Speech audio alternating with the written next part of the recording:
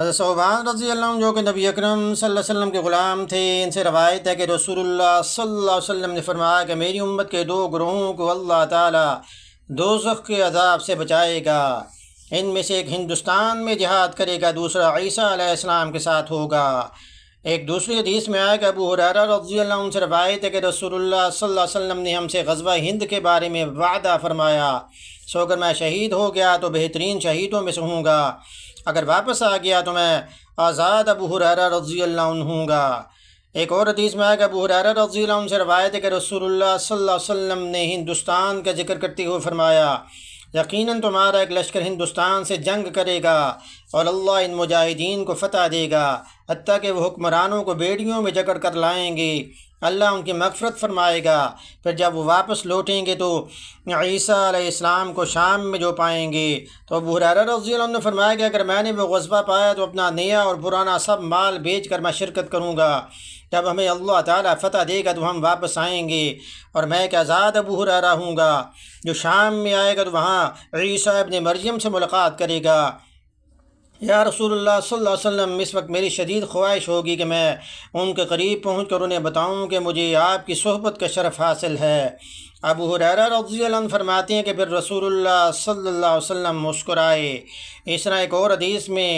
کعب رضی اللہ عنہ سے جو روایت ہے، فرماتے ہیں کہ بیت المقدس کا ایک بادشاہ ہندوستان کی طرف ایک لشکر روانہ کرے گا، وہ اس کو فتح کریں گے، پس مجاہدین ہند کی سرزمین کو پامال کر ڈالیں گے، اس کے خزانوں پر قبضہ کر لیں گے، پھر وہ بادشاہ ان خزانوں کو بیت المال کی خوبصورتی کے لیے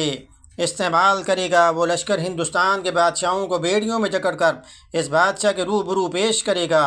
وہ لشکر مشرق و مغرب کے درمیان کا سارا علاقہ فتح کر ڈالیں گے اور دجال کے خروج تک ہندوستان میں قیام کریں گے۔ جو اس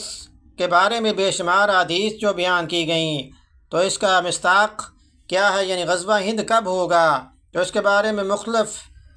آراء ہیں۔ تو ہندوستان میں مہم جوئی کا آغاز حضرت عمر رضی اللہ عنہ کے دور میں ہوا، اس کے بعد حضرت عثمان رضی اللہ عنہ کے دور میں بعض مسلمان جاسوس کو ہند پر حملہ کے لیے وہاں بھیجا گیا، البتہ جنگ کی نوبت نہیں آئی۔ حضرت علی رضی اللہ عنہ کے عہد میں جنگ ہوئی جس میں آپ کو کامیابی ہوئی۔ بعضوں نے یہ کہا کہ محمد بن قاسم رحمۃ اللہ علیہ اور محمود سبکتگین کی ہندوستان کے علاقوں میں جو لڑائی ہوئی اس کو غزوہ ہند کا مصداق ٹھہرایا گیا، اور بعضوں نے یہ کہا کہ امام مہدی علیہ السلام اور حضرت عیسیٰ علیہ السلام کے زمانے میں ایک جماعت ہندوستان میں جہاد کرے گی اور اس کو فتح نصیب ہوگی، اور جب وہ مال غنیمت لے کر واپس لوٹیں گے تو عیسیٰ علیہ السلام کا ملک شام میں نزول ہو چکا ہوگا، جب وہ واپس لوٹیں گے تو حضرت عیسیٰ علیہ السلام کو شام میں پائیں گے۔ تو اللہ پاک اسلام کو فتح نصیب فرمائیں۔ ہری ہے شاخ تمنا مگر جلی تو نہیں، دبی ہے آگ جگر کی مگر بجھی تو نہیں، جفا کی تیغ سے گردن مفا شعاروں کی، کٹی ہے برسر میدان مگر جھکی تو نہیں۔